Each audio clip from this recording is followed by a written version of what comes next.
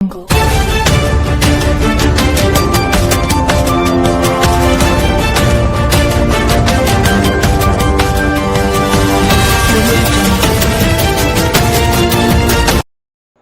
દર્શક મિત્રો, આપ જોઈ રહ્યા છો ડિજિટલ ન્યૂઝ। જોઈએ આજના મુખ્ય સમાચાર ફરી એકવાર ડિજિટલ ન્યૂઝ સાથે। સતલાસા સબ સેન્ટર 1 અને 2 સંયુક્ત પ્રયાસથી KM કોઠારી હાઈસ્કૂલ ખાતે તાલુકા આરોગ્ય અધિકારી શ્રી માનનીય ડોક્ટર કેતુલભાઈ પટેલ સાહેબના માર્ગદર્શન હેઠળ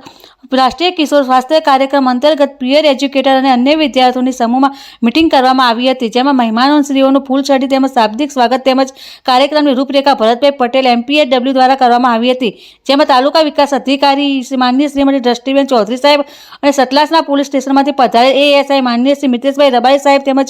નીતાબેન ચૌધરી તેમજ RBSK MO માનસીબા અને સતલાસા સબ સેન્ટર 1 અને 2 નો તમામ સ્ટાફ હાજર રહ્યો હતો, જેમાં TDO madam Shri એડોલેશન health and wellness day અંતર્ગત મહિલા સશક્તિકરણ તેમજ વિદ્યાર્થીઓને માસિક ધર્મ તેમજ તેના વિશેની ગેરમાન્યતાઓ અને સેનિટરી પેડનો ઉપયોગ તેમજ વિશે સમજ આપેલ તેમજ RTI STI બાબતે જેવા તેમજ સર્વાઇકલ કેન્સર જેવા રોગોથી બચવા સમજ આપી તેમજ ICTC કાઉન્સિલર સિક્કે મેવાડા સતલાસા તરફથી આવેલ સેનિટરી પેડનું તેમના હસ્તે વિતરણ કરવામાં આવેલ પોલીસ સ્ટેશનમાંથી પધારેલ AS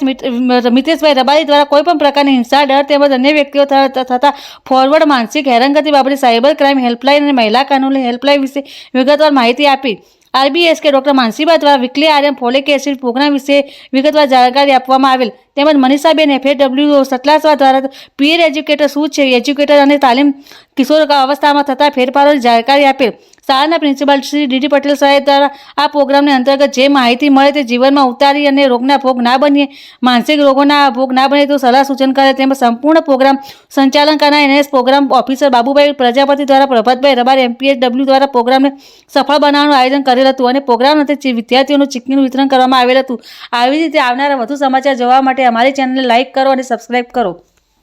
સર, આપનું નામ શું? ભરત પટેલ, આરોગ્ય ખાતું સતલાસા। અને આપ આજે આ જે કાર્યક્રમ કર્યો તે વિશે આપ શું કહેવા માગો છો? આજે આપણે 10 થી 19 વર્ષના કિશોરી એટલે રાષ્ટ્રીય કિશોર સ્વાસ્થ્ય કાર્યક્રમ અંતર્ગત આપણા જ કિશોરીઓનું આરોગ્યની લગતી જે